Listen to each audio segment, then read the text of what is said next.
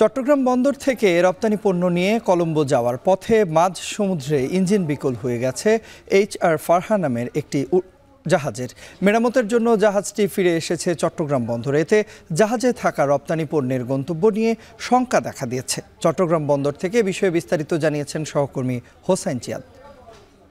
নিশ্চয় রপ্তানি পণ্য নিয়ে একটি বড় শঙ্কা তৈরি হলো, কারণ এত বিপুল পরিমাণ রপ্তানি পণ্য যেটি 8 সেপ্টেম্বর কলম্বো বন্দরে পৌঁছানোর কথা, সেটি এখন আর পৌঁছানো নিশ্চয়ই সম্ভব হবে না, কারণ জাহাজটি চট্টগ্রাম বন্দরের দিকে আবারও ফেরত আসছে।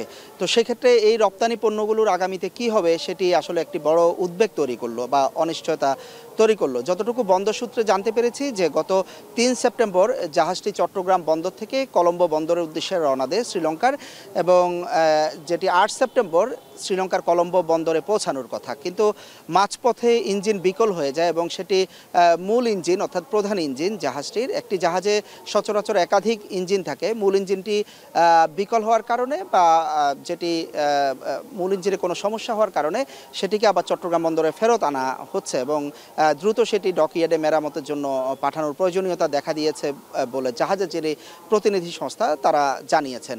রপ্তানিকারকরা আসলে যথাসময়ে যদি পণ্যটি তার ক্রেতার হাতে তুলে দিতে না পারেন, সেই ক্ষেত্রে ক্রেতারা নাখোশ হন কিংবা পরে নিতে অপারগতা প্রকাশ করেন এবং যথাসময়ে পণ্য তুলে দিতে না পারলে অনেক সময় দর কমিয়ে দেন।